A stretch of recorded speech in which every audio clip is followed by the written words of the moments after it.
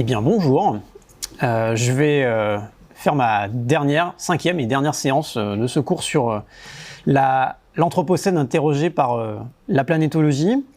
Ce dernier cours est intitulé « Y aller ou pas ». Maintenant qu'on a vu pas mal de choses, on se demande maintenant si ça vaut le coup d'aller, et si c'est possible, d'aller faire un petit tour ailleurs. Donc je vous rappelle que dans le premier cours, j'avais vu présenter une perspective géologique essentiellement temporelle sur ce que c'est que l'Anthropocène. Les variations notamment que l'humanité est en train d'imposer au climat terrestre sont relativement faibles quand on compare ça à ce qui s'est passé sur des échelles de temps incompréhensibles pour l'humain, de centaines de milliers d'années, voire de centaines de millions d'années, et même sur l'histoire de la Terre, 4 milliards d'années d'histoire.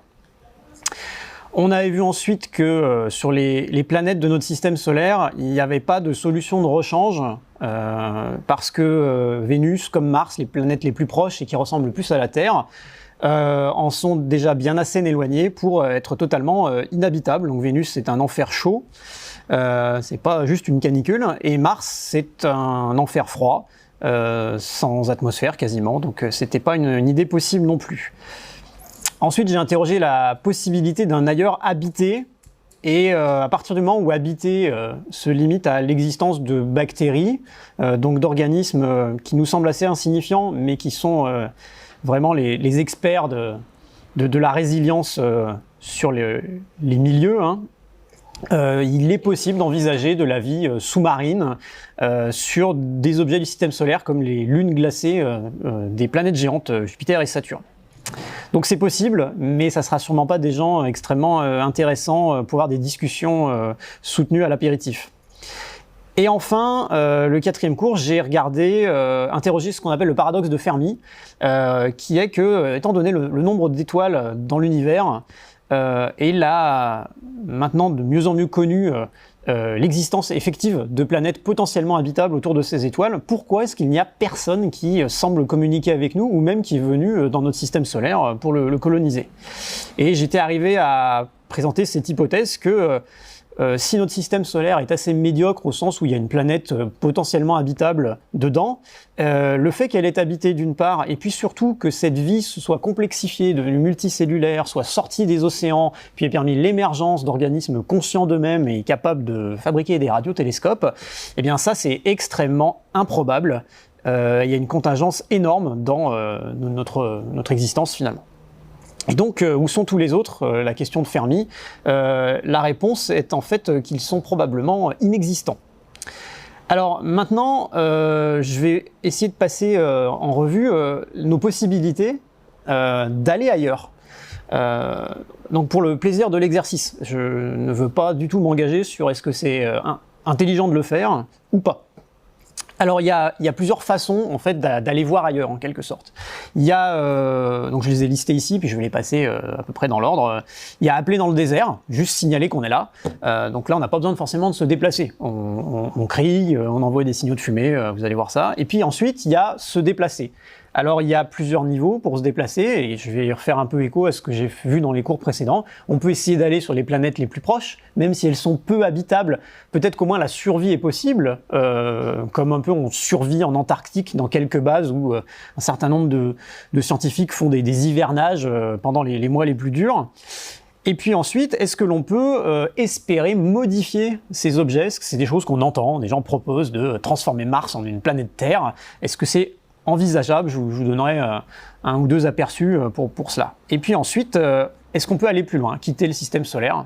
Et alors là, il y a des contraintes qui sont tout simplement phénoménales.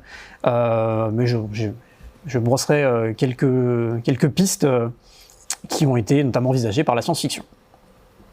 Alors la première idée, y aller ou pas, la première méthode c'est la bouteille à la mer. Alors c'est quelque chose qui a été fait dès le début de l'exploration spatiale.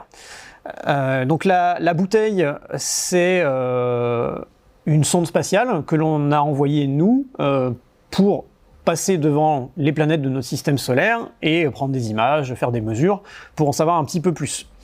Donc on a commencé à faire ça, les Américains ont commencé à faire ça dans le début des années 70 avec les sondes Pioneer, Pioneer 10 et 11, qui se sont vus accrocher une plaque dont vous avez une représentation ici, qui a été donc conçu notamment par Carl Sagan, qui est un astronome de l'époque. Et cette plaque indique plusieurs choses dans l'hypothèse extrêmement improbable où quelque chose trouverait cette sonde spatiale dans des dizaines, centaines de milliers, voire millions d'années, aurait une idée de qui a fabriqué cet objet.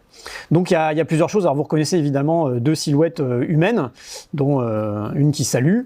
Derrière, en arrière-plan, vous avez ce petit arc de cercle là et ce triangle à côté. C'est un schéma de la sonde, donc qui donne en fait l'échelle des personnages par rapport à la sonde spatiale sur laquelle est accrochée la plaque.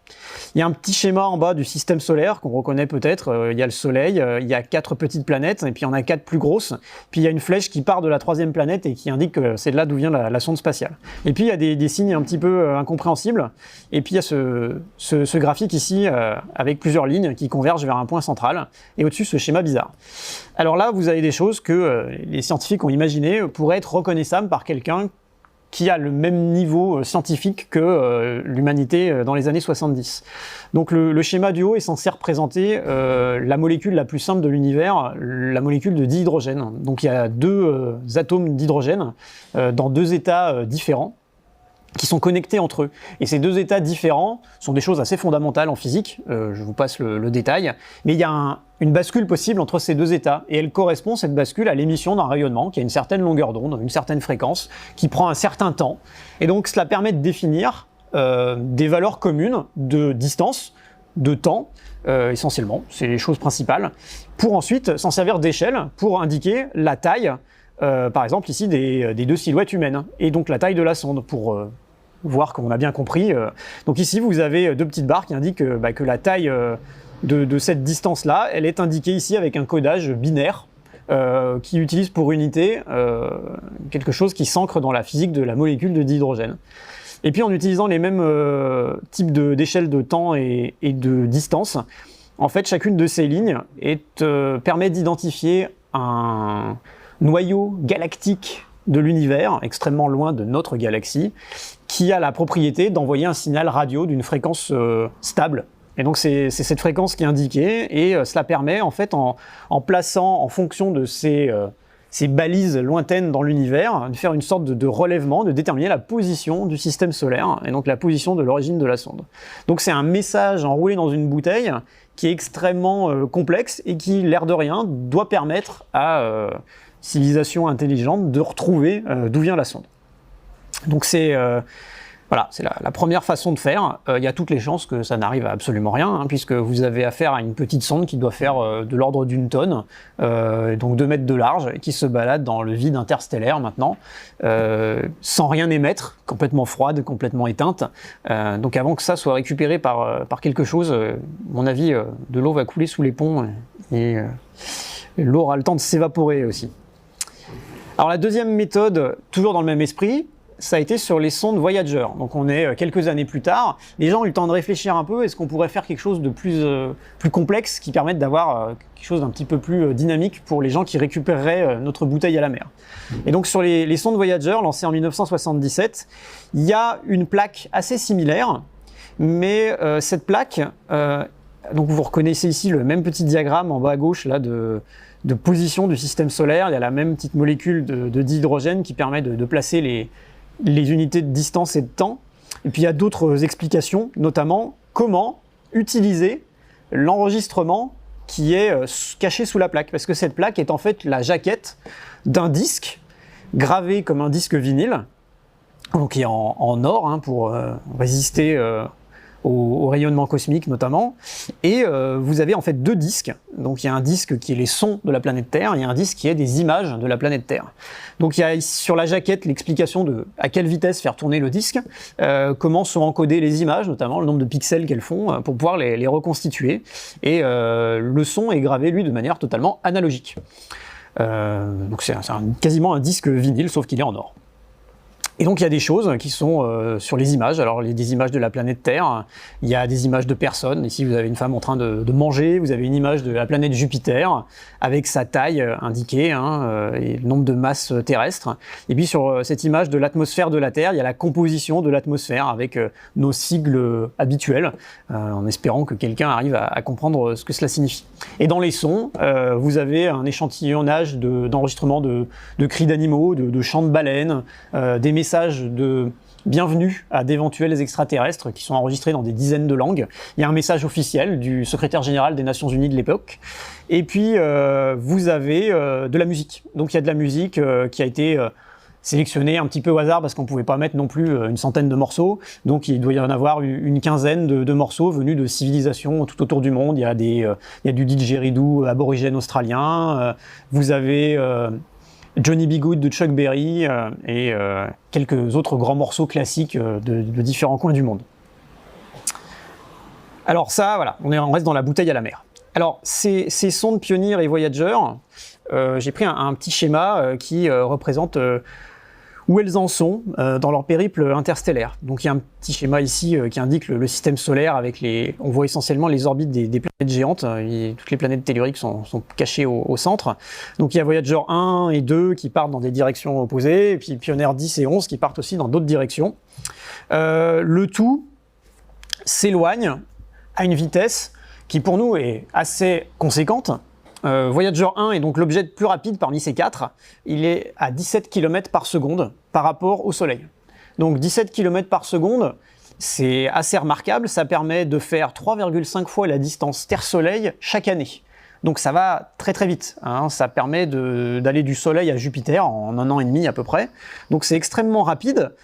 Mais quand on compare ça aux distances interstellaires, donc j'avais présenté ce que c'est que le parsec, qui est une unité de mesure de distance interstellaire, qui correspond à peu près à la distance moyenne entre les étoiles, et un parsec à cette vitesse-là, on le parcourt en 60 000 ans. Donc on aura... Alors en plus, les sondes ne sont pas dirigées vers les étoiles les plus proches, elles sont lancées complètement au hasard, c'est-à-dire qu'on les a lancées pour qu'elles passent devant les planètes, et après, où elles sont parties après être passées devant la dernière planète, on l'a absolument pas contrôlé. Ce qui nous intéressait, c'était par exemple de passer au-dessus du pôle de Neptune, ou quelque chose dans cet esprit. Donc elles ne vont même pas vers les étoiles les plus proches, et si d'aventure elles le faisaient, eh bien il faudrait dans les 80 000 ans à la première pour l'atteindre. Donc on n'aura pas de réponse avant un moment à notre bouteille à la mer. Alors il y a une deuxième méthode qui peut être plus prometteuse pour essayer de montrer qu'on est là. Alors c'est ce que j'appelle la méthode des signaux de fumée. Donc j'ai repris un petit cartoon de Lucky Luke. Alors on parle parfois je vous avais présenté le SETI, le Search for Extraterrestrial Intelligence, et il y a le Messaging to Extraterrestrial Intelligence. Donc c'est la même idée, on a des radiotélescopes, mais au lieu d'écouter, on envoie. Alors évidemment, envoyer, c'est plus compliqué que d'écouter. Écouter, il suffit de tendre l'antenne avec un récepteur.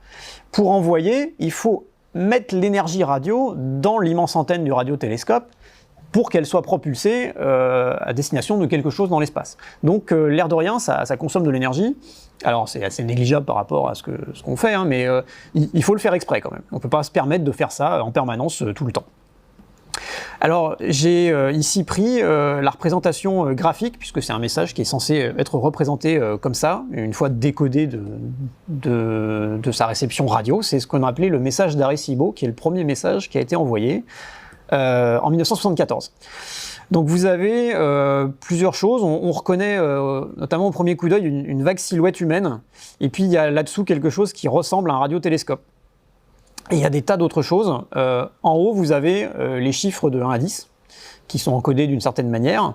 Et puis dessous, vous avez d'autres informations. Alors, sont censées être encodées là-dedans les formules chimiques des bases de l'ADN, la forme grossière de la molécule d'ADN en double hélice, qui est vaguement schématisée ici, et quelques petites informations. Vous avez aussi un schéma du système solaire, avec le Soleil, les 4 petites planètes, dont une qui est mise en évidence, la Terre, et puis les 4 grosses.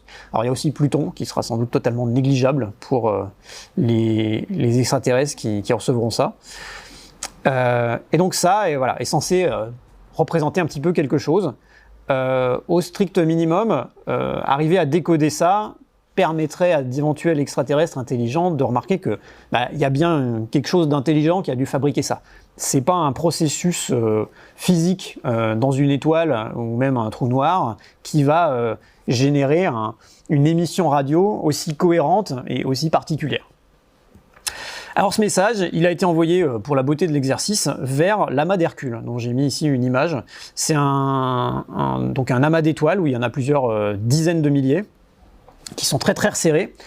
On le voit dans la constellation d'Hercule, donc en ce moment, le soir, elle est au zénith dans le ciel, et cet amas se détecte avec une très bonne paire de jumelles. C'est quelque chose, bon, ça fait juste une tache lumineuse, hein, mais voilà, c'est un objet qu'on voit quasiment à l'œil nu, mais bon, cet amas d'étoiles, il est à 6800 parsecs. Donc si je traduis ça en choses compréhensibles, ça veut dire qu'à la vitesse de la lumière, le message arrivera dans 22 000 ans. Donc là aussi, c'est pas la peine de mettre son réveil pour attendre la réponse. Mais c'est déjà beaucoup mieux que d'envoyer une sonde à la Voyager. Voyager mettrait 400 millions d'années à faire le même trajet.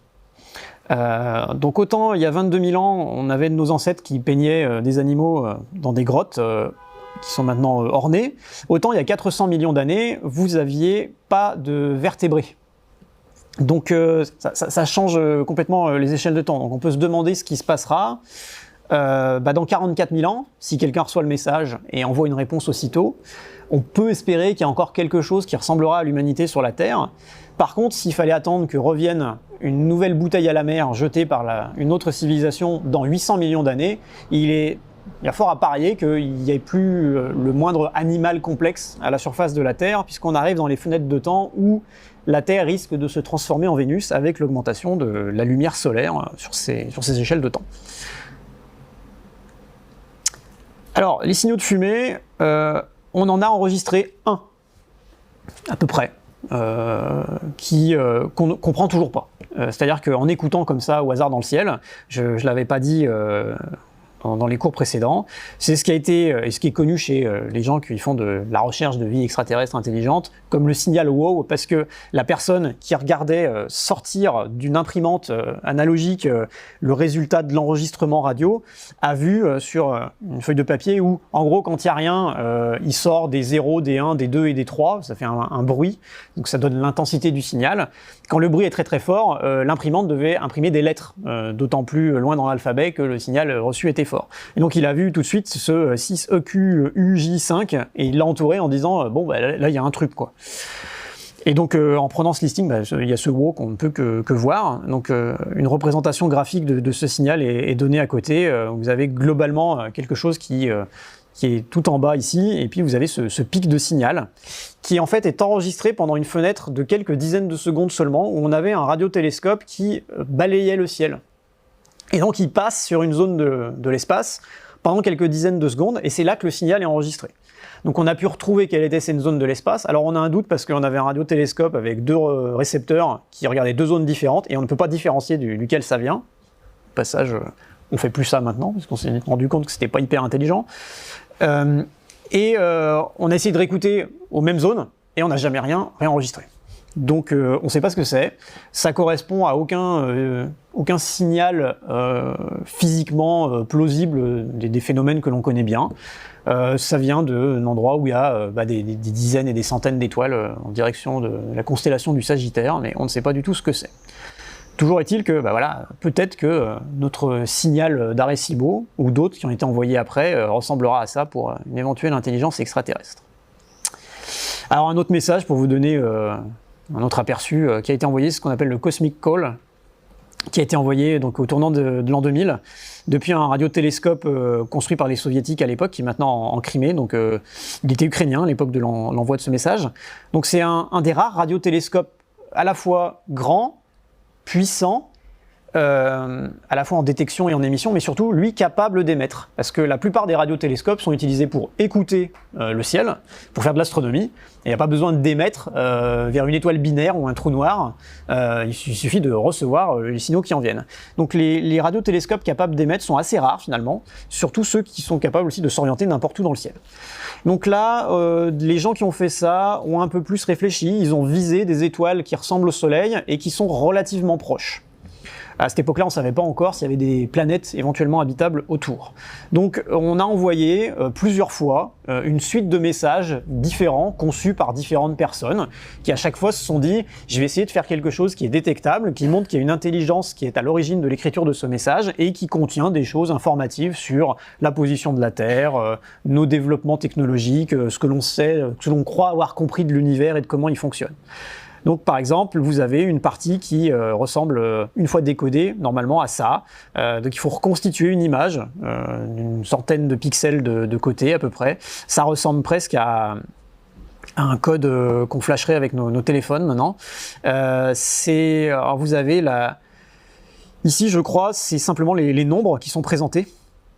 Et puis et la façon dont ils sont encodés, donc ils sont encodés de manière binaire, donc en 0 et 1, donc vous avez la traduction ici des nombres de 0 à 9, et la façon dont ils sont encodés, donc vous avez le 0 binaire qui correspond à une sorte de petite croix, et le 1 binaire qui correspond à une sorte de petit x, et comme ça, plus loin dans le message, ça permet de faire passer des nombres.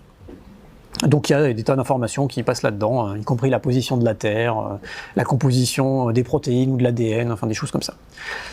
Alors l'étoile la plus proche qui a été visée par ce message, elle est à 30 années-lumière. Donc si quelqu'un reçoit le message, ça sera au plus tôt dans quelques années, vers 2030. Et s'il répond de suite, ça sera au plus tôt vers 2060 qu'on recevra la réponse. C'est bien gentil d'envoyer des signaux de fumée ou des bouteilles à la mer, mais on peut aussi avoir envie d'aller voir. Parce que les êtres humains sont des explorateurs quand même, ils n'ont pas conquis tous les habitats possibles sur Terre pour rien. Le premier problème, si on veut aller dans l'espace, c'est déjà d'atteindre l'espace. Et bon, ça semble tellement quelque chose de courant de nos jours qu'on ne se rend pas compte de la difficulté que c'est. J'ai mis ici une photo du décollage de Sputnik 1, le premier satellite qui est arrivé en orbite terrestre, donc qui a été envoyé par l'Union soviétique le 4 octobre 1957. Au passage, c'est il n'y a pas si longtemps que ça. Sputnik, c'est un satellite de moins de 100 kg, et de 60 cm de diamètre. Donc c'est une boule comme ça, hein, avec 4 antennes, qui avait uniquement un radiotransmetteur qui envoyait bip bip. Donc avec ça, on ne met pas quelqu'un pour aller voir une autre planète. Hein. Et pourtant, ça a déjà été extrêmement difficile de mettre en orbite ce satellite. Et c'est pas pour rien qu'on a attendu 1957 pour réussir à faire ça. C'était pas possible de le faire avant. Alors, quelles sont les contraintes ?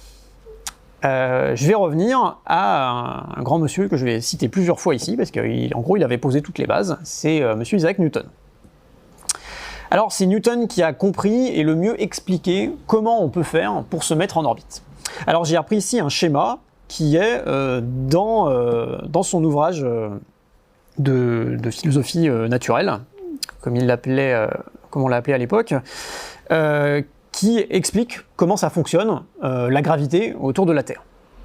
Et donc il propose une expérience de pensée. On prend la Terre, on imagine une montagne assez haute pour que son sommet émerge de l'atmosphère. En quelque sorte, on s'affranchit des frottements de l'atmosphère sur les objets, et on met un canon au sommet de cette montagne.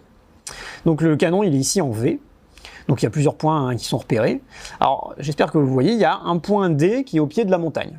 Et si on fait tirer le canon avec une puissance relativement faible, vous avez un boulet de canon qui suit une trajectoire parabolique qui avance et qui, en même temps qu'il avance, descend, attiré par la gravité terrestre, et finit par retomber au point D. Si on tire de façon plus puissante, le boulet va plus loin et retombe avec une trajectoire parabolique similaire, mais en E.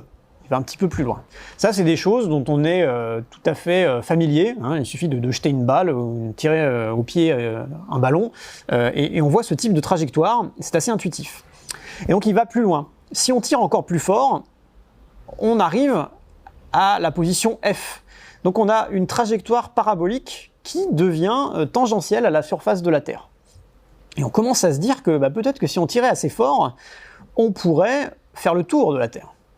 Et donc, si on tire encore plus fort, on va arriver à un point qui n'est pas nommé, qui est ici de l'autre côté de la Terre par rapport au sommet de la montagne où est situé notre canon. Et il arrive une vitesse, une puissance de tir du canon donnée, à partir de laquelle le boulet de canon ne retombe jamais sur la Terre, parce que sa trajectoire parabolique suit une courbure qui est plus faible que la courbure de la Terre. Et à ce moment-là, alors à la vitesse critique exacte, il faut faire attention, parce que si on tire avec un canon, le boulet va faire le tour de la Terre, et il va revenir nous frapper par derrière. Si on tire un tout petit peu plus fort, eh bien, le boulet va monter plus haut que l'altitude de la montagne d'où on l'a tiré. Et si on arrive, non pas à se mettre au sommet d'une montagne, mais à partir directement d'une altitude un petit peu plus élevée, et qu'on donne une vitesse assez élevée à un projectile, eh bien ce projectile peut tourner de façon infinie pour Newton autour de la Terre sans jamais retomber. Et si on tire encore plus fort, eh bien on peut totalement quitter l'influence gravitationnelle de la Terre. Alors ça, le principe était connu donc depuis le XVIIIe siècle. Par contre, la réalisation pratique est impossible jusqu'en 1957. Alors pourquoi? Parce qu'il faut en fait déjà un canon assez puissant. Donc c'est ce qu'imagine Jules Verne dans De la Terre à la Lune, un canon extrêmement puissant qui arrive à donner assez d'énergie à une capsule en forme d'obus d'ailleurs, qui permet aux voyageurs d'atteindre la Lune. Mais ça demande une accélération qui est tellement forte que en fait, ça écraserait les gens au moment de l'explosion et de l'envoi de l'obus. Et c'est pas possible en fait de voyager comme ça. Donc ce qu'il faut, c'est arriver à atteindre une zone assez haute en altitude pour qu'il n'y ait plus d'atmosphère, et ensuite à accélérer. Et il faut accélérer beaucoup, mais alors vraiment beaucoup. C'est-à-dire que pour atteindre une orbite à 200 km d'altitude, qui est le strict minimum, en dessous, en fait, en quelques jours, il y a encore assez d'air pour que le frottement des molécules d'air fasse freiner le projectile et le ramène à la surface. Donc pour cela, il faut atteindre une vitesse de 7,8 km par seconde. Donc ça fait de l'ordre de 28 000 km par heure. Autant vous dire que voilà, un bon avion de ligne, c'est à 800 km à l'heure. Le Concorde, c'était 2200. 28 000, il n'y a pas moyen de faire ça avec des moyens de transport communs. Et donc, ces 28 000 km à l'heure, il faut les atteindre à 200 km d'altitude. Donc d'abord, il faut monter à 200 km d'altitude. Et le temps que vous essayez de monter à 200 km d'altitude, vous avez la gravité terrestre qui vous retient et veut à tout prix vous faire redescendre. Donc, en tout et pour tout, il faut en fait avoir un projectile que vous accélérez d'abord contre la gravité, donc on perd de la vitesse, et puis ensuite que vous pouvez accélérer jusqu'à cette vitesse de l'ordre de 8 km par seconde. Donc typiquement, il faut un moteur capable d'imposer un changement de vitesse au projectile de l'ordre de 9 à 10 km par seconde. Donc en gros, c'est être capable de passer de 0 à 36 000 km à l'heure. Donc il faut déjà énormément d'énergie pour être capable de faire ça. Alors, la fusée qui a lancé Sputnik, la fusée R7, donc c'était au départ un missile intercontinental pour envoyer des charges nucléaires sur la tête des voisins. C'est un missile qui fait rempli de carburant, prêt à partir 280 tonnes. Et sur ces 280 tonnes, il y a 250 tonnes de carburant. Donc c'est lui qui va fournir l'énergie nécessaire à obtenir une telle accélération. Son concurrent américain de l'époque, c'était la fusée Atlas, qui est aussi un missile intercontinental à l'origine, plus petit. Les Américains savaient faire des bombes plus petites, du coup ils avaient des missiles plus petits. Donc la fusée américaine Atlas fait 120 tonnes au décollage, dont 100 tonnes de carburant. Alors ce qui veut dire que sur ces deux premières fusées, capables d'aller en orbite autour de la Terre, le carburant fait 89 et 83% de la masse au décollage. Et les deux, en fait, alors au-delà du carburant, vous avez toute la structure de la fusée, les moteurs. En tout, ils étaient capables de mettre environ 1 tonne en orbite autour de la Terre.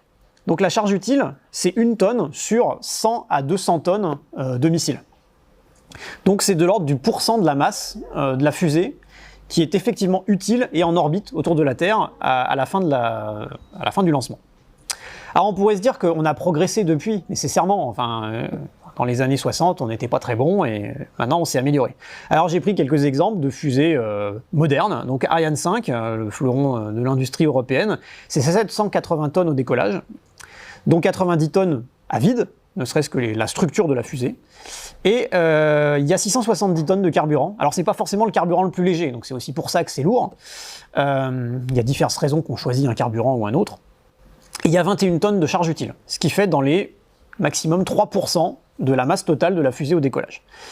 La fusée la plus efficace de nos jours en service, c'est la fusée Falcon 9 de SpaceX, qui fait 550 tonnes au décollage et est capable de mettre sur ces 550 tonnes 4% de cette masse comme charge utile qui va rester en orbite. Et le record à battre dans les systèmes qui ont bien fonctionné, c'est la navette spatiale. Parce que l'ensemble de ce qui décollait au moment du décollage de la navette spatiale, c'était essentiellement du carburant dans le réservoir orange et puis les deux fusées à poudre sur les côtés. Et la navette, plus l'éventuel satellite qu'elle pouvait avoir dans sa soute, faisait 6,5% de l'ensemble qui décollait. Donc toute la charge utile, c'était encore moins de 10% de l'ensemble de ce qui décollait. Et en fait, tout ça, c'est en faisant les efforts les plus poussés pour arriver à quelque chose qui soit efficace. Donc on n'arrive pas à faire mieux que quelques pourcents de la masse qui décolle, effectivement ensuite utile dans l'espace. Il n'y a pas moyen. Il n'y a pas moyen, et il y a une contrainte physique à ça. Donc la contrainte physique, elle vient encore de ce que nous dit Newton. Alors là, c'est pas sa loi de la gravité, c'est simplement les premières lois de Newton, c'est-à-dire les lois de l'action et de la réaction. Quand vous imposez une action à quelque chose, ce quelque chose a une réaction dans l'autre sens. Et puis la deuxième relation, c'est la conservation finalement de ce qu'on appelle en physique la quantité de mouvement. Donc c'est une forme d'énergie en quelque sorte. C'est le produit de la masse par la vitesse d'un objet. Donc il y a là en fait, si vous doublez la vitesse d'un objet, la quantité de mouvement dans cet objet en mouvement, c'est équivalent à la quantité de mouvement dans un objet qui serait 2 fois plus massif et qui irait toujours à la vitesse d'origine. Alors ça fait que quand on essaie de faire une fusée, le seul moyen de s'accélérer dans l'espace où il n'y a rien contre quoi s'appuyer, l'espace est vide, c'est de jeter quelque chose derrière soi. Et si on jette quelque chose derrière soi, eh bien en réaction, on est propulsé vers l'avant. Donc il faudrait que je le jette derrière moi comme ça. Si je jette quelque chose derrière moi, je vais être propulsé vers l'avant. Donc c'est ce que font les fusées, et c'est la seule façon de faire. Physiquement, il n'y a pas moyen de faire autrement. Donc ici, j'ai pris ce petit schéma sur Wikipédia, vous avez une fusée, et puis elle va éjecter une masse qui est dans le petit carré en vert, une masse delta M, et pour se propulser vers l'avant, pour accélérer. Donc c'est une fusée qui avance déjà à une vitesse V, une vitesse grand V d'ailleurs, si on regarde comment c'est écrit sur le schéma. Et donc si on éjecte à une vitesse grand VE la masse verte vers l'arrière, eh bien on va accélérer d'un certain delta V. Et donc c'est ce qu'utilisent les gens qui fabriquent des fusées. Le delta V, c'est leur métrique ultime. Et donc dans un certain intervalle de temps, celui pendant lequel on va jeter à une certaine vitesse une petite masse à l'arrière de la fusée, eh bien on va accélérer, on va gagner une vitesse, un certain delta V. Et donc il faut faire ça à tout moment. Et si on veut continuer d'accélérer, eh bien il faut continuer à cracher vers l'arrière de la masse. Ce qui veut dire que, au départ, il faut avoir à l'intérieur de la fusée la totalité de la masse qu'il va ensuite falloir jeter derrière pour accélérer. Et ça, c'est terrible, parce que ça veut dire qu'il faut partir avec tout ce que l'on va utiliser. Et donc dès que vous voulez prévoir d'accélérer un petit peu plus, donc rajouter ici du delta V, il faut prévoir d'avoir un petit peu de masse en plus à bord pour pouvoir la jeter à la fin en supplément de ce que vous auriez jeté si vous n'aviez pas ce petit excès parce que vous voulez accélérer encore un peu plus vite. Mais si vous avez pris plus de masse pour pouvoir accélérer plus vite à la fin, eh bien votre objet au décollage, il est plus lourd. Donc il faut d'autant plus de masse pour réussir à l'accélérer. Et ça empire de façon exponentielle. Donc je vous épargne la mathématique de la chose, mais pour accélérer à un certain delta V, tout ce qui importe, c'est la masse initiale et la masse finale. Et donc la masse initiale qu'il faut emporter pour atteindre in fine un certain delta V, donc une certaine accélération, eh bien vous voyez que c'est caché dans cette petite formulation mathématique que l'on commence à connaître, qui est une exponentielle. Et quand vous avez quelque chose qui est à l'exposant d'une exponentielle en mathématiques, eh bien c'est terrible, vous n'allez pas pouvoir vous en sortir. Donc la masse initiale qu'il faut emmener pour accélérer toujours un peu plus vite croît exponentiellement avec la vitesse que vous voulez atteindre. Et donc ça veut dire qu'il y a un moment, ça devient ingérable. L'exponentielle, on ne peut pas s'en sortir. Il y a un moment, on se fait toujours déborder par une croissance exponentielle. Donc ça fait des fusées, on en arrive à imaginer des choses, il faut la masse de la Terre pour atteindre une certaine vitesse. Donc c'est totalement impossible de faire ce qu'on veut. Quand une exponentielle se cache quelque part, vous ne pouvez pas vous en sortir, vous allez devoir obéir à des contraintes physiques. Alors, ensuite, il y a une autre problématique, c'est une fois que vous avez atteint l'espace, il faut changer d'orbite, il faut vous déplacer. Si vous atteignez l'espace autour de la Terre, vous êtes toujours en train de tourner autour du Soleil, à la même distance que la Terre. Donc si vous voulez aller sur Mars, par exemple, il faut changer d'orbite.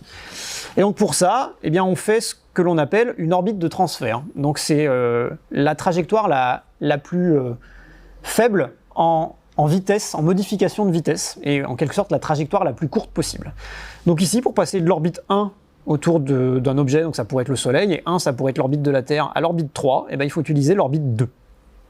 Et pour passer de l'orbite 1 à l'orbite 3, via l'orbite 2, il faut accélérer 2 fois. Une fois pour passer de l'orbite 1 à l'orbite 2, donc vous accélérez sur l'orbite 1, donc sur le schéma de droite c'est marqué ici un certain delta V, il faut accélérer pour atteindre l'orbite 2. Donc ça agrandit en fait votre orbite en faisant que le point de chute, après un demi-tour d'orbite, il va être plus loin de l'objet qui vous attire. Donc c'est pour ça que la trajectoire jaune ici va plus loin que la trajectoire verte. Par contre, une fois que vous croisez l'orbite 3, si vous ne faites rien, vous retombez vers l'orbite 1.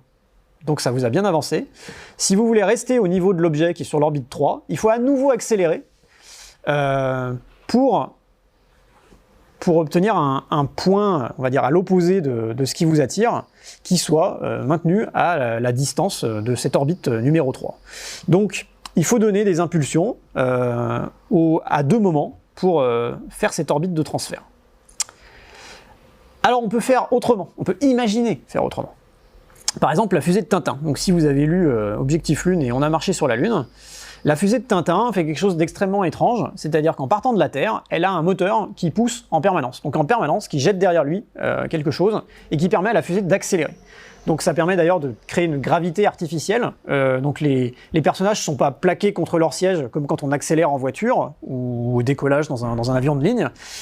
Ils sont plaqués vers le sol, puisque c'est comme ça que la fusée est conçue. Donc ils marchent en fait sur un plancher qui lui-même se plaque contre eux parce que la fusée accélère en permanence.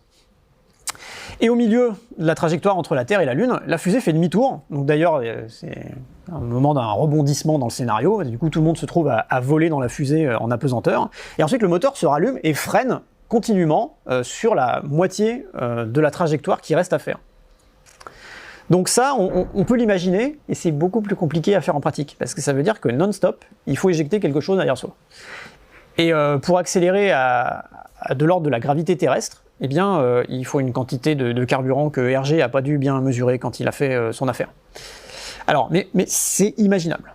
Alors, le bilan, qu'est-ce que l'on peut faire actuellement, ou qu'est-ce que l'on a su faire avec nos fusées? Donc j'ai mis ici un petit tableau assez rébarbatif, mais qui permet de comparer les choses. Donc vous avez la première colonne, c'est toute une série de fusées qui ont existé ou sont en développement. Et puis différentes charges que l'on est capable d'envoyer, alors du fait de toutes ces contraintes que j'ai présentées, soit en orbite autour de la Terre, soit ensuite aller vers la Lune ou vers Mars. Donc aller vers la Lune, ça prend du carburant, donc forcément la charge qu'on est capable d'envoyer est plus faible, et aller vers Mars, ça en prend encore plus, donc la charge est encore plus faible. Alors, la fusée Saturn V qui a lancé les missions Apollo était capable, et c'est le record à battre encore, de mettre 140 tonnes en orbite autour de la Terre. 140 tonnes, c'est énorme pour un vaisseau spatial, donc personne n'a jamais fait mieux depuis que les Américains ont arrêté le programme Apollo. Et vers la Lune, la charge qui était envoyée vers la Lune, donc l'ensemble des modules d'excursion, faisait un peu plus de 40 tonnes. Donc c'est déjà pas mal, on ne sait pas combien ça aurait pu envoyer vers Mars, puisqu'on ne l'a jamais utilisé pour ça. La fusée la plus puissante actuelle, c'est l'américaine Falcon Heavy, donc la version lourde, avec 3 premiers étages au lieu d'en avoir qu'un seul. Elle est capable de mettre en orbite basse de l'ordre de 60 tonnes, donc c'est à peu près 2 fois moins que Saturn V. Vers la Lune, SpaceX disent qu'ils pourraient envoyer 20 tonnes, et donc ils ne l'ont jamais fait, et vers Mars, de l'ordre de 17. La fusée la plus puissante des Chinois pourrait faire, disent-ils, 25 tonnes en orbite basse, donc c'est typiquement la masse des modules qu'ils envoient pour construire leur station spatiale actuellement, donc ils ont effectivement envoyé un module d'à peu près un peu plus de 20 tonnes. Donc ils sont capables de faire ça. Et vers la Lune, ils ont été capables d'envoyer des missions de plusieurs tonnes, et ils peuvent faire jusqu'à 9 tonnes, et 6 tonnes vers Mars. Donc ils ont pas envoyé des objets aussi gros, mais quasiment. Donc là, on est dans les fusées les plus puissantes dont disposent les 2 plus grandes puissances spatiales, on va dire, actuellement. Les soviétiques ont jamais, et les Russes maintenant, n'ont jamais été capables d'envoyer des choses extrêmement massives vers Mars, par exemple. Alors, ils sont quand même pas loin de ça, hein. Ils sont pas loin de ce que font les Chinois actuellement. Donc en développement actuellement, vous avez le nouveau lanceur de la NASA, qui actuellement est sur le pas de tir pour son premier test, qui dans sa version initiale doit pouvoir mettre 70 tonnes en orbite autour de la Terre, et dans les développements qui sont prévus pour les années 2030, 140 tonnes, la même chose que Saturn V. Donc en gros, la performance sera la même que Saturn V, vers la Lune de l'ordre de 40 tonnes au maximum, et vers Mars aussi de l'ordre de 40 tonnes, disent-ils. Ensuite, dans les choses en développement qui me semblent crédibles, vous avez la fusée Longue Marche 9 de la Chine, qui devrait avoir les mêmes performances. Donc de l'ordre de 40 tonnes vers Mars, pour 140 tonnes en orbite basse autour de la Terre. Et puis vous avez SpaceX qui est en train de concevoir ce qu'il appelle son Starship. Et le Starship, alors c'est compliqué de savoir ce qu'il va être capable de faire, parce que lui, il brise une des règles, en quelque sorte, en disant, mais ok, il y a un problème, il faut qu'on envoie tout notre carburant et qu'on parte avec tout notre carburant dès le départ. Mais nous, ce que l'on va faire, c'est qu'on va mettre un Starship en orbite autour de la Terre, il aura vidé son carburant rien qu'à faire ça, mais on va en amener un autre qui n'a pas de charge utile, mais dont la charge utile sera en fait du carburant en excès. Et on va pouvoir connecter les deux et ravitailler le premier avec le deuxième. Et donc il propose qu'en faisant ça, ce qui reste à démontrer, sur le papier ça peut marcher, mais ça n'a jamais été fait, il propose donc de recharger en carburant pour permettre d'envoyer 100 tonnes en orbite basse, ces 100 tonnes de les envoyer vers la Lune, et ces 100 tonnes de les envoyer vers Mars. Donc on a des capacités de l'ordre d'une centaine de tonnes qui sont envisageables dans les prochaines années. C'est ce que permet de faire le meilleur de la technologie du XXIe siècle. Alors 100 tonnes, qu'est-ce que ça veut dire et qu'est-ce qu'on y gagne, hein?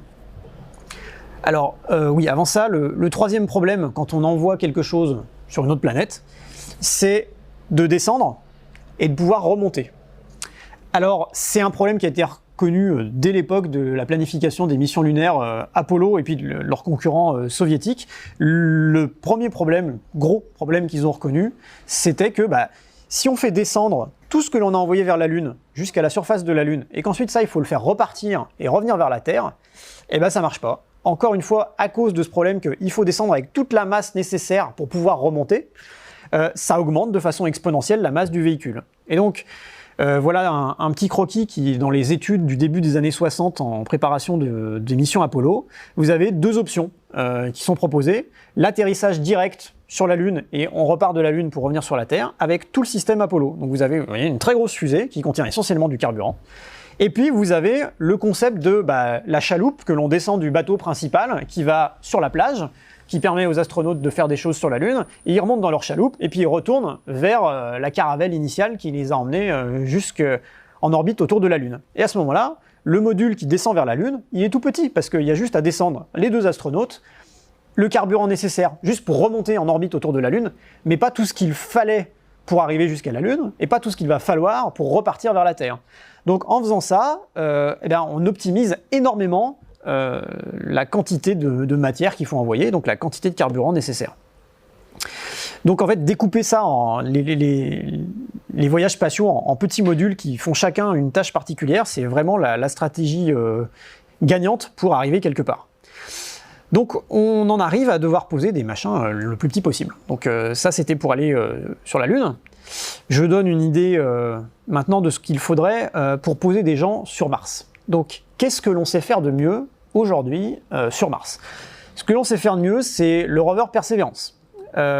C'est une machine d'1 tonne, donc la charge utile posée sur Mars, c'est 1 tonne. Et elle a été déposée par un module qui, en entrée d'atmosphère martienne, encore dans l'espace, au moment où le module rentre dans l'atmosphère, fait 2,4 tonnes. Donc tout ce qui est nécessaire pour réussir à poser sans encombre à l'endroit où on veut une charge utile d'1 tonne pèse 2,4 tonnes. Donc déjà, c'est assez gros.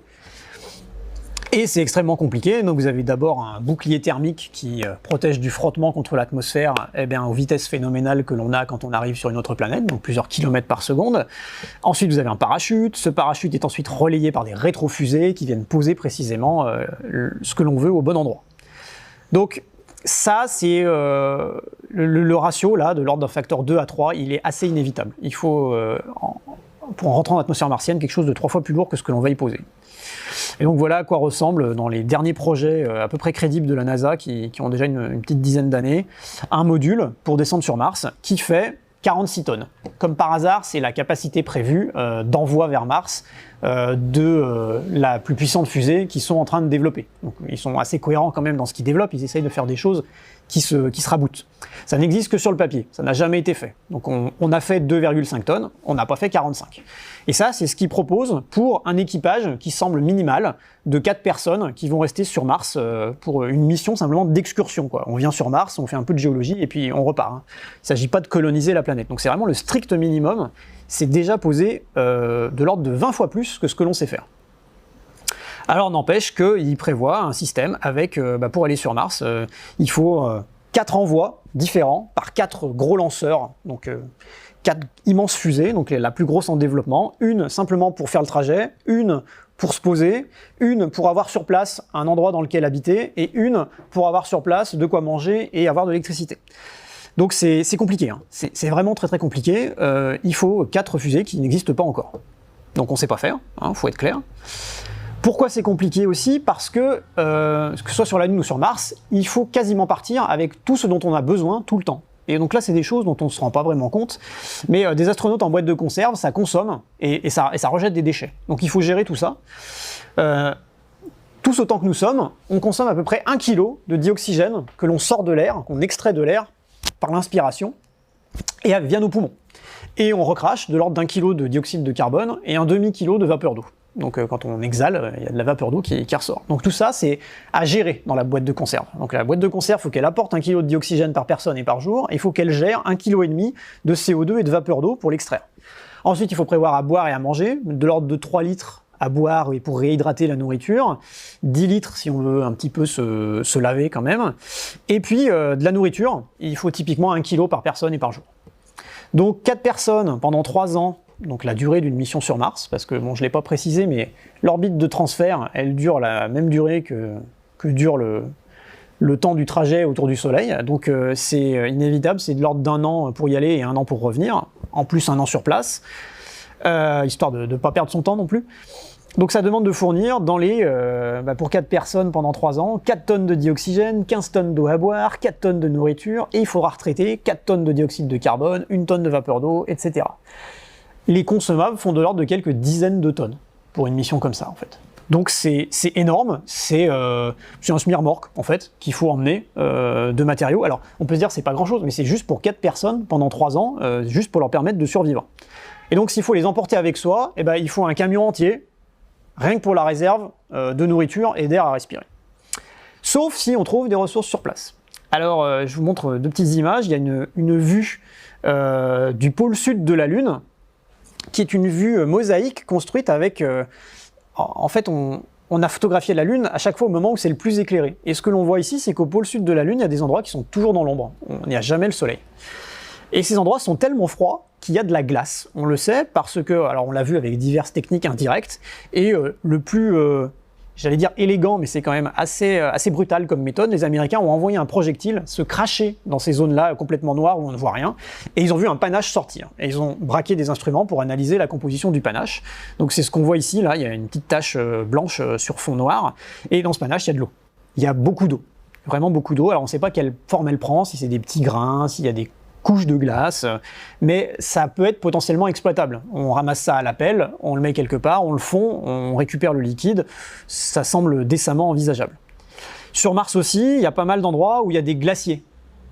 Alors c'est pas forcément les endroits les plus intéressants à explorer, mais au moins si ça permet de survivre, c'est déjà une première chose à faire.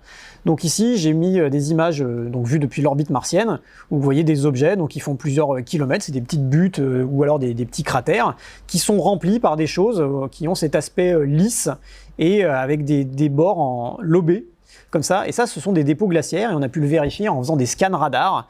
On voit bien en coupe au radar, autour des petites buttes topographiques qui apparaissent ici en noir, j'ai fléché en bleu les endroits où vous avez plaqué contre les buttes plusieurs dizaines voire centaines de mètres de glace qu'on arrive bien à identifier. Donc ça on sait qu'on pourrait aller la forer, la récupérer pareil à la pelle, hein, à la scie, et ensuite la fondre pour en faire des choses. Alors l'eau on peut la boire, mais on peut aussi briser l'hydrogène et l'oxygène pour faire avec l'oxygène de quoi respirer, avec l'hydrogène du carburant, etc. On peut imaginer faire plein de choses, mais alors on ne sait pas faire non plus, on l'a jamais démontré. Donc là, bon, il y a beaucoup de choses qui sont expliquées là-dessus. Notamment il est intéressant dans l'atmosphère martienne, qui est composée de dioxyde de carbone, de récupérer la partie oxyde du dioxyde de carbone, donc récupérer l'oxygène, ne serait-ce que pour le respirer, ou alors l'oxygène, c'est l'une des 2 faces du carburant absolument indispensable pour redécoller. Donc fabriquer du dioxygène, c'est possible à partir du dioxyde de carbone, si on apporte de l'énergie électrique et qu'on a un dispositif de catalyse qui peut faire ça. Alors il y a une expérience qui est en cours sur le rover Perseverance, exprès pour tester une méthode qui permettrait de faire ça. Donc c'est l'expérience qui a été baptisée MOXIE, qui vise, en consommant de l'ordre de 150 watts, alors c'est à peu près ce que consomme un batteur à œufs électrique qu'on peut utiliser à la cuisine, donc c'est un tout petit système. Donc avec ce type d'énergie, ils veulent essayer de produire de l'ordre de 20 grammes de dioxygène par heure. Donc vous voyez, pour arriver au kilo qu'il faut par jour par personne, on n'y est pas encore, mais on pense qu'on est capable de, avec le même système, de le construire en beaucoup plus gros. Alors beaucoup plus gros, ça fait de l'ordre de, je sais plus, je crois que je l'ai écrit quelque part, c'est plusieurs dizaines de fois plus gros, quoi. Voilà, c'est simplement, il faut grossir la chose 100 fois. Donc ça veut dire qu'au lieu de mettre 150 watts, il faut mettre 15 kilowatts. Et donc 15 kilowatts, vous êtes plus dans l'alimentation de plusieurs foyers en termes d'électricité que dans simplement un petit électroménager à la cuisine. Donc c'est un peu compliqué, mais il y a d'autres façons de faire. On a par exemple dans la Station Spatiale Internationale tout un système qui fait du recyclage de façon extrêmement efficace. Donc là, il y a le schéma qui résume tout ce qui est fait. Donc vous voyez qu'il y a plein de choses que l'on arrive à faire, ne serait-ce qu'avec le nombre de petites boîtes qui sont ici. Je ne vais pas passer dans le détail, mais ne serait-ce que pour l'eau, on récupère l'urine. Cette urine, elle est filtrée, distillée. Donc l'eau est ramenée dans le pot commun de l'eau qui va pouvoir être bu ou servir à réhydrater la nourriture. Donc l'eau, elle sert à générer aussi le dioxygène. On sépare l'hydrogène et l'oxygène de l'eau avec l'électricité fournie par les panneaux solaires de la station spatiale, donc ça fait de quoi respirer. L'hydrogène, il est complexé avec le CO2 qui est récupéré de l'atmosphère, donc c'est celui qu'on expire, transformé en méthane qui est passé par-dessus bord. Donc comme ça permet de jeter les déchets. Et puis il y a plein d'autres systèmes comme ça qui permettent de récupérer énormément et de réutiliser l'eau, l'oxygène. Et donc a priori on va tout emmener au cas où, mais on aura des systèmes capables de recycler tout ça. Ce qu'il y a, c'est qu'il faut qu'ils soient assez nombreux pour que même s'ils tombent en panne, on ait encore assez de recyclage pour que les gens puissent survivre. Donc là, on a quand même des choses qui sont des contraintes assez fortes. Et ces systèmes, bon, alors dans la Station Spatiale Internationale, ils fonctionnent, mais ils tombent régulièrement en panne. C'est pas très grave parce que la Terre, elle est juste en dessous, on peut monter de quoi les réparer. Mais quand vous êtes sur Mars et loin de tout et isolé pendant 3 ans, ça devient tout de suite un petit peu plus délicat. Alors on pourrait imaginer aller plus loin.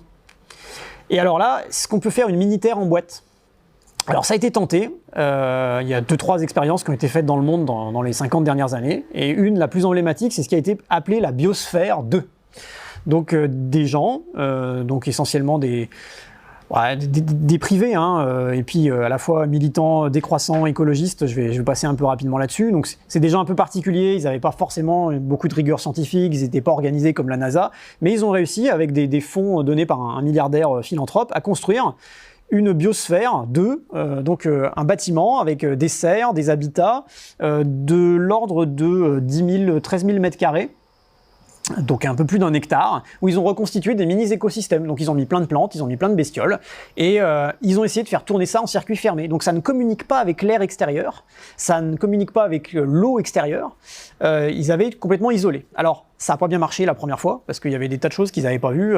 Il y avait notamment le béton qui absorbait le dioxyde de carbone et le dioxygène. Donc ça a posé d'énormes problèmes parce qu'ils n'avaient plus de quoi respirer, donc ils ont dû arrêter l'expérience parce qu'ils avaient atteint en 1 an et demi le niveau d'oxygène que l'on a à 4000 mètres d'altitude, donc ils n'arrivaient presque plus à respirer. Donc ils commençaient à se taper dessus aussi, donc c'était pas très bien, mais ils ont relancé le truc 2 ans après avoir corrigé les défauts de conception, et ça a tenu plusieurs mois avant que le projet soit arrêté faute de financement. Donc peut-être qu'il y a quelque chose à faire de ce point de vue-là si on fait un peu plus de recherche. Alors pour l'instant, voilà, l'expérience qui a marché a montré qu'il y avait de l'ordre de 2000 mètres carrés de surface sous dôme nécessaire par personne. Donc ça fait beaucoup quand même, sachant que on a du mal à poser 1 tonne sur Mars, quoi. Donc il va falloir construire un truc. Alors j'en viens maintenant au truc un peu plus fou, c'est de terraformer les planètes. Donc si on ne peut pas construire un dôme, bah, pendant qu'on y est, allez, changeons carrément l'environnement de surface des planètes, ça devrait être plus simple. Alors évidemment, c'est pas plus simple, c'est monstrueux, mais voilà, la vision idéale, c'est de transformer Mars d'une planète rouge en une planète bleue où on peut vivre sans dôme, sans scaphandre, sans rien du tout. Alors il y en a qui ont eu cette idée il y a quelques temps quand on savait pas bien en fait ce qu'il y avait à la surface de Mars. On imaginait qu'il y avait une atmosphère avant et qu'elle était piégée quelque part à la surface ou dans le sous-sol et qu'on pourrait la dégazer. Alors manque de bol, on s'est rendu compte que il y a très peu d'atmosphère potentiellement dégazable actuellement à la surface de Mars. En fait, elle s'est échappée vers l'espace, c'est ce que je vous avais dit dans le deuxième cours. Donc la pression actuelle, c'est 100 fois moins que c'est strictement nécessaire. Et malheureusement, d'après les réserves d'atmosphère, donc il y a juste une petite calotte de glace carbonique qui fait à peu près le quart de la France en surface et une dizaine de mètres d'épaisseur, donc ça fait à peu près aussi la taille de l'Islande si vous voulez, qui est que de la neige carbonique. Donc c'est vrai que ça fait beaucoup si on le transforme en gaz. Ça doublerait la quantité de dioxyde de carbone dans l'atmosphère de Mars. Mais la doubler, c'est pas la multiplier par 100. Donc on serait encore loin d'un résultat indispensable pour espérer faire quelque chose.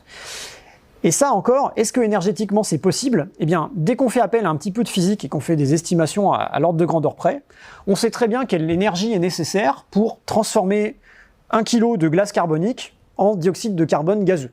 Donc je l'ai mis, c'est de l'ordre de 2 10 puissance 5 joules. Donc joule, c'est l'unité d'énergie utilisée par la physique, donc 200 000 joules, peu importe ce que c'est. Pour la sublimer, la transformer en gaz, il faudrait 4 avec 21 zéros derrière joules de chaleur. Donc c'est, pour vous donner une idée, la totalité de l'énergie que l'humanité a consommée entre 1990 et 2000. C'est monstrueux. C'est l'équivalent de ce que dégagent 700 milliards de barils de pétrole. Ça pèse 95 milliards de tonnes. Donc si vous voulez poser ça sur Mars pour ensuite brûler le pétrole en question, avec quel oxygène d'ailleurs, on passe le problème, mais c'est totalement inimaginable. Alors le pétrole, c'est pas très efficace. On connaît mieux, quoique un peu plus sale, c'est les bombes thermonucléaires. Ça dégage beaucoup de chaleur assez efficacement. Alors, si on fait l'exercice, les plus puissantes bombes nucléaires de l'arsenal actuel font 1 mégatonne de TNT, en termes d'équivalent de destruction et d'explosion. Ça fait 5 avec 15 zéros joules.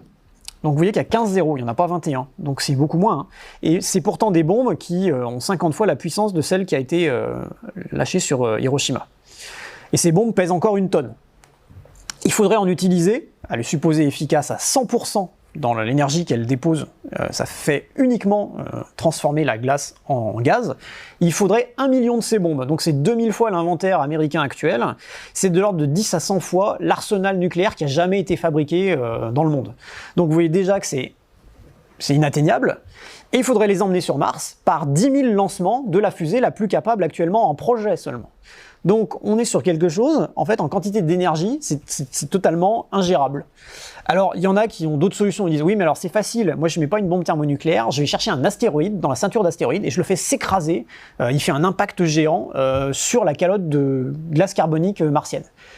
Ils disent juste pas comment ils arrivent à aller chercher un astéroïde du type de celui qui a fait l'extinction des dinosaures il y a 65 millions d'années sur Terre.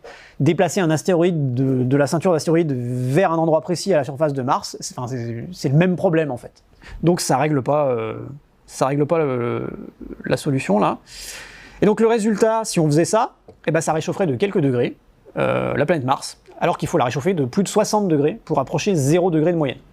Donc, d'une part, c'est impossible à faire, et d'autre part, ça ne servirait à rien. Donc je suis assez mitigé sur l'idée de transformer Mars en une autre planète. Enfin, en une planète Terre finalement. Et c'est assez logique finalement. Quand on voit que tout ce que l'on fait depuis 2 siècles en brûlant des combustibles fossiles pour la totalité de nos activités, ça ne fait que changer finalement la température de la Terre de l'ordre d'1 degré pour l'instant, eh bien on imagine bien que pour faire la même chose à une autre planète, donc la réchauffer de l'ordre d'1 degré, c'est logique qu'il faille y mettre le même type d'investissement. Donc en gros, il faut mettre tout ce que l'on fait tout le temps, en permanence, pendant des dizaines ou des centaines d'années, si on veut arriver à quelque chose. Et ça, c'est rien qu'en énergie. Mais le problème, c'est qu'il n'y a même pas la matière pour recréer une atmosphère autour de Mars. Donc transformer Mars en Terre, c'est totalement non crédible.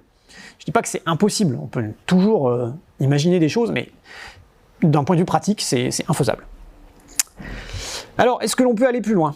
Alors, aller plus loin, je vous ai déjà fait émerger les contraintes. Aller sur Proxima Centauri, l'étoile la plus proche, qui a aussi la planète potentiellement habitable la plus proche de nous, c'est 180 000 ans avec un vaisseau spatial typique. Donc c'est le temps comparable à la durée de vie de notre espèce, il n'y a aucune chance que ça soit atteint. Par contre, si on pouvait accélérer en permanence, donc avec une façon de produire de la vitesse, d'éjecter de la masse qui défie les lois de la physique, eh bien on pourrait, en accélérant la moitié du temps et en freinant la moitié du temps, en quelques années, atteindre Proxima Centauri. Donc je vais vous passer sur ce qui se produit en termes de phénomènes relativistes, parce que des choses auxquelles on n'est pas habitué émergent quand on fait ça. Parce que si on accélère pendant 3 ans en direction de Proxima Centauri, eh bien le temps va s'écouler à une vitesse plus lente pour les gens à bord du vaisseau qui accélère que pour les gens sur Terre. Et donc en faisant ça, en gros vous pouvez faire l'aller-retour en une douzaine d'années, pour vous, et quand vous revenez sur Terre, eh bien sur Terre, il s'est passé plutôt de l'ordre de 20 à 40 ans. Donc c'est très contre-intuitif, parce que c'est des phénomènes que l'on voit jamais, parce que l'on n'approche jamais les vitesses qui seraient atteintes par une telle stratégie de déplacement.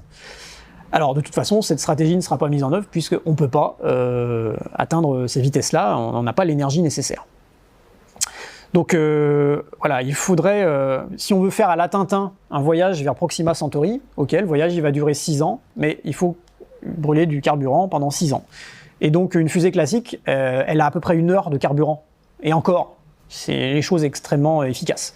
Donc il faudrait un moteur qui fonctionne 10 000 fois plus longtemps. Ou alors il faudrait 10 000 fois plus de carburant avec l'exponentielle. Donc en fait, c'est pas 10 000 fois plus, c'est un nombre bien plus grand que 10 000. Donc c'est totalement inimaginable, sauf si on accepte à ce moment-là d'aller lentement. Et donc à ce moment-là, il faut un vaisseau autosuffisant pour des dizaines de milliers d'années, voire des centaines de milliers d'années. Alors là, on rentre dans un autre problème. Alors je vous donne un petit aperçu de ce qui a été imaginé dans les années 60. Il y a des gens qui avaient imaginé faire un vaisseau qui pourrait accélérer très très vite et très très efficacement. Donc là, le vaisseau, il est sur la partie droite de ce schéma. Il y a une petite navette pour aller se poser sur la planète vers laquelle on va. Et derrière, vous avez un truc bizarre là, qui ressemble à un piston amortisseur, parce que c'est exactement ça. Et en fait, on a un chargement de dizaines de bombes thermonucléaires. On les largue et on les fait éclater derrière le vaisseau. Le bouclier absorbe l'énergie de l'explosion et l'amortisseur le transmet au vaisseau et l'accélère. Donc les Américains ont réellement étudié ça, ils ont fait des manips avec de l'explosif standard et ils ont réussi à faire décoller des objets comme ça, ils ont essayé de voir comment ça fonctionnait. Donc ils ont réellement pensé. Il y a une autre option, c'est ce qu'on appelle le moteur nucléaire, qui serait un peu plus efficace que ce qu'on a actuellement, de l'ordre de 2 fois plus, et permettant de pousser 10 fois plus longtemps, mais vous voyez que c'est pas encore les ordres de grandeur. Au lieu d'avoir une réaction chimique qui propulse des gaz chauds vers l'arrière d'une fusée, eh bien vous avez un réacteur nucléaire qui chauffe un gaz, qui est ensuite propulsé à grande vitesse à la sortie de la fusée. Aussi bien les Américains que les Soviétiques ont développé ça dans les années 60 à 80, et ils ne l'ont jamais utilisé, pour des raisons évidentes de sécurité potentielle. Mais ça, on saurait faire. Donc on pourrait aller un peu plus vite, mais à la limite, on irait sur Mars un peu plus vite, mais on n'irait pas sur d'autres étoiles. Alors il y a des gens qui proposent des trucs loufoques, il y en a qui proposent un truc, donc là j'ai pris une vue d'artiste, il y a une sorte d'immense entonnoir à l'avant du vaisseau qui est censé récupérer les rares molécules de gaz interstellaires qui se baladent là. Si on va assez vite, le calcul montre que s'il y a assez de gaz interstellaire, on en récupère assez pour ensuite pouvoir l'éjecter derrière une fois qu'on l'a réchauffé avec un réacteur nucléaire. Donc ça règle le problème d'avoir à emmener son carburant, en fait on fait un peu comme une sorte de réacteur sur Terre. Sauf que depuis les premières estimations, on a recalculé qu'il n'y a sûrement pas assez de gaz interstellaire. Et puis en plus, le frottement qu'il impose du fait qu'on va assez vite à travers le gaz interstellaire est sûrement plus important que la poussée que l'on arrive à générer. Et donc ça ne mène nulle part. Et enfin, vous avez des trucs complètement loufoques, mais physiquement pas si faux que ça. À la Star Trek, donc dans Star Trek, les vaisseaux de Star Trek déforment l'espace-temps devant eux et derrière eux. Donc ils se déplacent dans une bulle d'espace-temps qui n'a pas changé, et en fait ils font passer l'univers autour d'eux avec une quantité d'énergie phénoménale qui est obtenue alors en faisant s'annihiler de la matière et de l'antimatière. Donc l'antimatière, on ne sait pas en produire plus qu'une particule élémentaire à la fois, donc c'est totalement infaisable, mais sur le principe physique, ce n'est pas complètement absurde. Et enfin, vous avez l'idée de ce que l'on appelle les cylindres de O'Neill, donc qui ont été proposés par un gentleman de ce nom-là, qui sont repris par Arthur C. Clarke dans, par exemple, son roman Rendez-vous avec Rama, que je vous conseille, où on pourrait construire un vaisseau spatial géant en forme de cylindre qui tourne sur lui-même, donc qui crée comme ça une gravité artificielle, dans lequel on mettrait une atmosphère, des cours d'eau, vous voyez ici, il y a des champs, il y a des forêts, et puis vous avez plusieurs bandes comme ça. Donc il y a des bandes qui sont simplement de la verrière qui laissent passer la lumière d'une étoile, des étoiles en espérant qu'elle est suffisante. Sinon vous avez des rampes de lumière tout simplement artificielle, et puis vous avez donc un mini écosystème un petit peu partout qui est emporté comme ça à l'intérieur de ces cylindres, qui reste encore après à construire, à mettre dans l'espace, à lancer, hein. Donc ça peut être très compliqué, mais sur le principe c'est quelque chose qui pourrait marcher à la limite et permettre à des gens, s'ils s'entretuent pas en plusieurs milliers d'années, de génération en génération, avoir des gens qui partent, qui sont pas les mêmes que ceux qui arrivent, et ainsi franchir les distances interstellaires. Donc pour résumer, y aller ou pas, alors on envoie des bouteilles à la mer, donc ça c'est une chose. Nous, on a des contraintes hein, sur la physique, la fabrication des fusées, et des contraintes liées à notre physiologie, qui fait qu'il faut nous donner à respirer, à manger, à boire, qui nous contraignent énormément hein, et qui font qu'on ne va pas pouvoir déménager des centaines de personnes sur une autre planète, sur laquelle de toute manière, il n'y a rien pour nous accueillir. Donc il faut tout emmener. Et si on veut aller plus loin, eh bien on est obligé d'imaginer des choses qui relèvent totalement de la science-fiction, qui sont totalement inconstructibles avec nos technologies actuelles. Donc sur l'ensemble de ce que je vous ai raconté, les enseignements finalement qu'on pourrait en retenir, et finalement c'est l'état d'esprit que moi j'ai avec toutes ces choses que je peux avoir en tête, c'est que, bon, autant les variations de l'environnement terrestre ont été importantes dans le passé, autant l'humanité n'a jamais connu de variation avec l'intensité et la vitesse que l'on est en train de créer nous-mêmes par nos propres émissions, notamment de gaz à effet de serre. Il n'y a nulle part dans le système solaire où aller se réfugier, ça c'est très très clair, même si c'est très intéressant pour le biologiste ou le géologue, parce qu'on peut apprendre des tas de choses, on peut même suspecter qu'il y a de la vie bactérienne sur d'autres objets du système solaire qui sont presque à portée de main et qu'on pourrait atteindre avec des missions spatiales dans le cadre des programmes de recherche planétologiques actuels.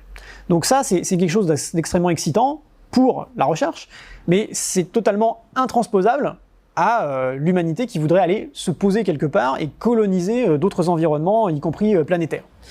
Je rappelle que dans l'immensité de l'espace et du temps, on est a priori les seuls, et l'étude du paradoxe de Fermi et puis des planètes extrasolaires semble montrer que la Terre doit avoir vécu une histoire finalement extrêmement originale, avec des hasards successifs qui ont permis l'émergence de l'humanité, mais qui avaient extrêmement peu de chances de se produire. Et selon toute probabilité, eh ben, on est les seuls dans l'univers. Donc on peut estimer que du point de vue moral, si le terme a un sens ici, c'est à nous de faire attention à ne pas nous autodétruire si on est les seuls à permettre, comme le disait Carl Sagan, on permet en fait au cosmos de se rendre compte de sa propre existence. Sans doute que nous sommes la seule conscience qui existe dans l'univers, et si on s'auto-détruit, c'est un petit peu dommage, d'un point de vue simplement philosophique, de supprimer à l'univers potentiellement la seule possibilité qu'il a de se rendre compte qu'il existe. Alors après on peut aussi se dire que finalement l'univers il existera quand même, donc c'est pas grave. Mais moi je trouve ça effectivement un peu dommage de s'auto-détruire. Pour ce qui est d'aller au-delà, eh bien bon, on a quelques fusées, hein, on peut faire quelque chose de sympathique, mais ça ne permettra pas aux gens de quitter la planète Terre. Donc ce qu'il faut, c'est la conserver au maximum habitable. Et donc là-dessus, il n'y a pas 46 solutions. Hein. Il faut maintenir un environnement de surface qui reste correct. Et en ces temps de canicule, eh bien, j'espère que tout le monde se rend un petit peu compte des conséquences que vont avoir les dixièmes de degré de réchauffement climatique supplémentaire, parce qu'on le voit, hein, un dixième de degré maintenant de plus qu'il y a 15 ans, ça fait des canicules plus longues et plus importantes. Et il y a pas mal d'endroits sur Terre qui vont devenir invivables d'ici un siècle, si on continue ce que l'on appelle le business as usual. Donc voilà, le message du planétologue, ça va être faites attention, notre planète est unique et il n'y a pas de solution de rechange. Je vous remercie.